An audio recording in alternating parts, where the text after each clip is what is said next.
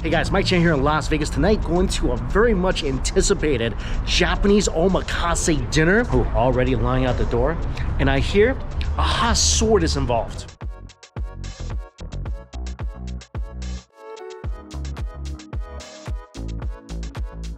So when you first walk in, it's such a beautiful atmosphere. It's like walking into a beautiful Japanese home. First order of business is choosing your chopsticks. I said this before. It's like Harry Potter choosing his wand. The chopstick chooses you. So this is my pair. And first course has been served with shrimp saffron jelly, stemmed lettuce, black beans, kazunoko, rice noodle and kimo, smoked salmon with lotus root, and the abalone shirare. And look at how beautifully it's plated. That is such a visual stunner.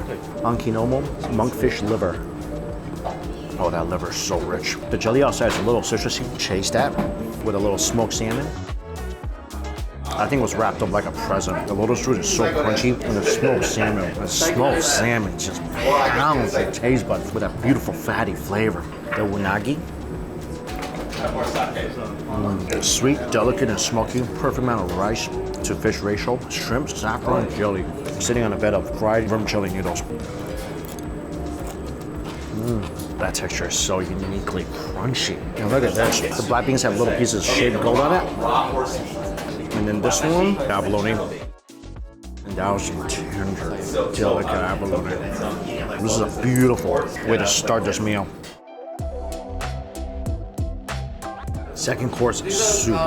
It's inside, there's dashi, there's also red snapper, bamboo shoots, mitsuba, yuzu, there's Japanese taro as well. And look at how beautifully delicate this snapper looks. There's a little piece of mochi blanket on the bottom, covering up that little mound of taro. Oh my gosh, this is like pure flavor. The soup, it's a little thick, and that umami from the fish is present in every single slurp. The snapper literally fell apart when I tried to just pick one side of it up with a chopstick. The snapper is firm, and it's one of those things that as you chew, more and more flavor releases into your tongue. A little mochi blanket, chewy and delicious. Bamboo provides a nice crunchy texture. So much flavor, both subtle and profound, in addition with all that different types of texture in the broth.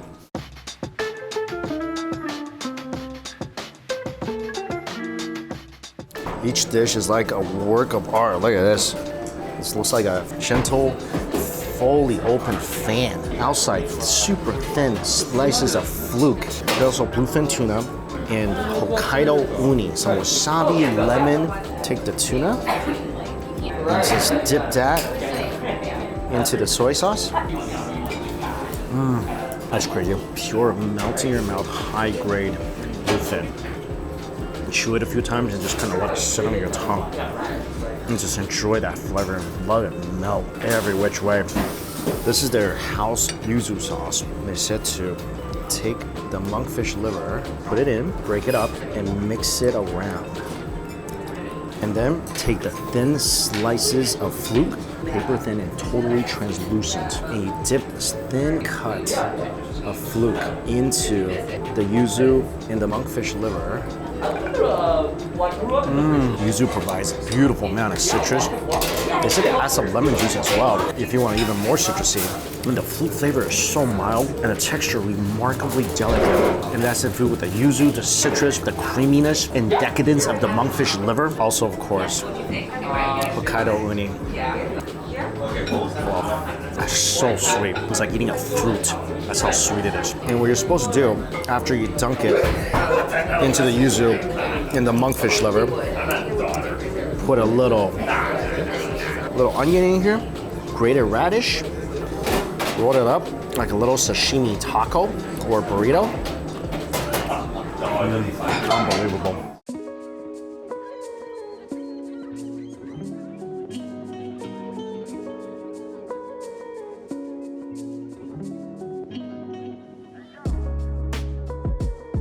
Next dish, grilled king crab. When king crab is sitting on the grill, that aroma is unmistakable. It's like the ocean is being barbecued in the best way possible. smells so good. It's a big size king crab. If you never had a grilled king crab, there is nothing quite like it. Grilled in its own juice. Oh, you really don't need anything else in here. No salt, no pepper, maybe a splash of citrus if you want it. It's just one of the most sweet, succulent meats you can find on this planet. And when you grill it, the juice releases more. So make sure to slip that up. They made this king crab into 2 different dishes. So this next one looks exquisite. So they took all the innards of the crab, which is all the best, most flavorful part, put all that into a steamed egg custard. Look at this. Wow. This is just pure flavor. First of all, steamed egg is so delicate. There's some mushrooms in here for a slight bit of crunch, and then all you taste is pure umami. And all that is from the innards of the crab. Awesome. And if you want a little citrus in that was so good I finished that without even thinking about the citrus. And the king of all meats just arrived at the table. Plate of thinly sliced A5 Wagyu.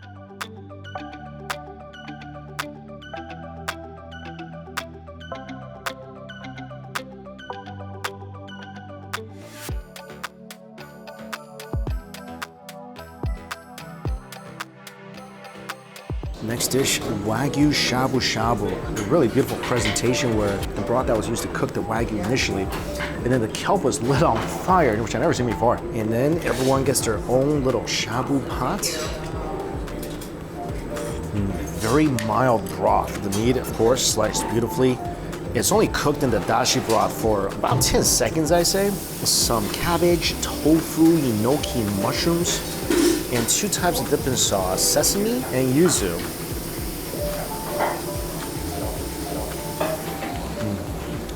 I prefer the sesame fish for my Wagyu. Like I said, no matter how many times I've had it, every time I put it in my mouth, it still shocks me with how buttery and melty in your mouth it is. What I like to do also, sometimes, a little sesame and a little ponzu kind of balances it out. Tofu, incredibly delicate. Everything about this dish is so light, yet so satisfying. The ingredients are incredibly fresh. The taste is very refined.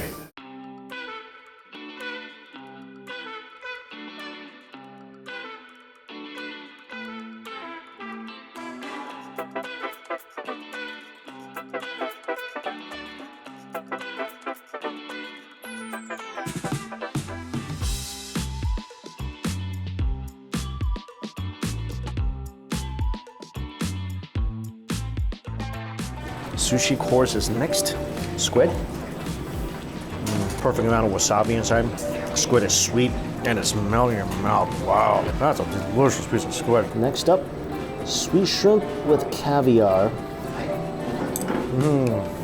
Sweet with a little brininess from the caviar. It's always one of my favorites. Next up, one of my favorite things, fried shrimp head. So they do a little tempura in the tasting menu here as well. That's basically a crunchy bite of pure flavor. All the best flavors of the shrimp is in the head. A fried shrimp head, it's like the most perfect snack. Next up, chutoro. Pure ocean butter. And that's not even the fattiest one yet. That already is getting me excited for the next bite. It's like watching a Marvel movie preview right before the actual Marvel movie. That just kind of whets your appetite a little bit. Now, the main event.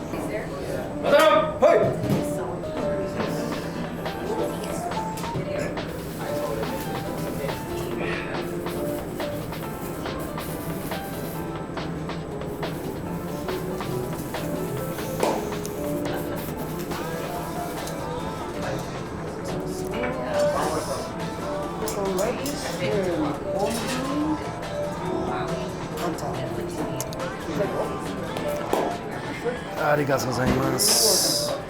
I've never seen that before. So when they were preparing the sushi, they were also heating up what I could only describe as a sword, and then that is used to sear the outside of the otoro.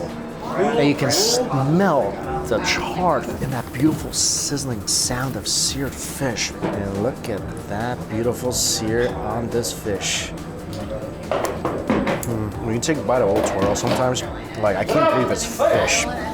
It's so unbelievably fatty and buttery. That is truly the Wagyu of the sea, and with a little bit of char bitter flavor, it enhances the sweetness of the otoro. It makes the fat taste even better. Plus, that was just really fun.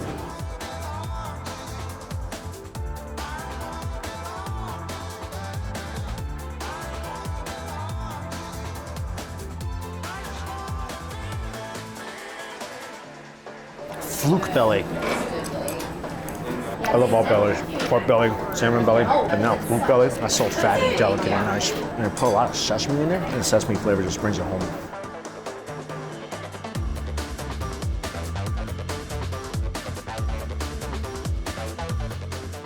I love miso soup, especially ones that are more potent, delicious fermented flavor from the miso. Pork belly inside.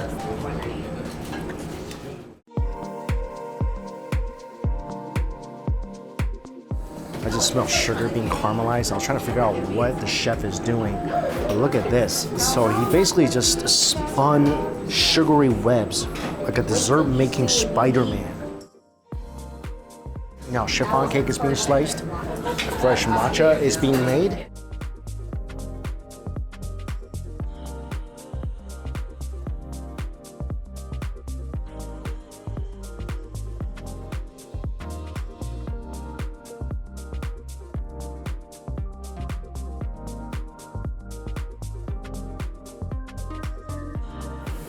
Oh, this cake is so fluffy.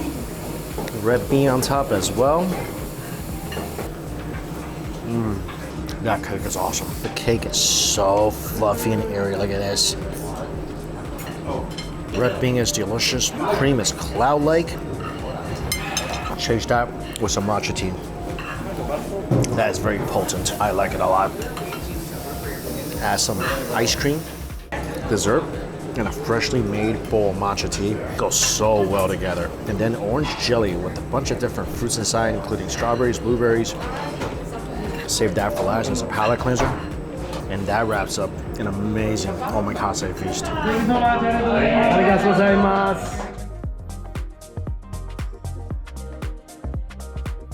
Thank you so much, chef. Wonderful. Arigatou gozaimasu. That was not only a delicious meal, everybody was so amazingly friendly. All the chefs, so personable. It was good conversation. They explained exactly what the dishes are. Plus, a ton of fire was involved. And like I said, that hot sword, that was a nice touch. And at the end, got to keep the chopsticks that I picked with the chef's signature. As always, information for this place is listed down below for you guys. Thank you all so much for watching. Until we eat again, see you later.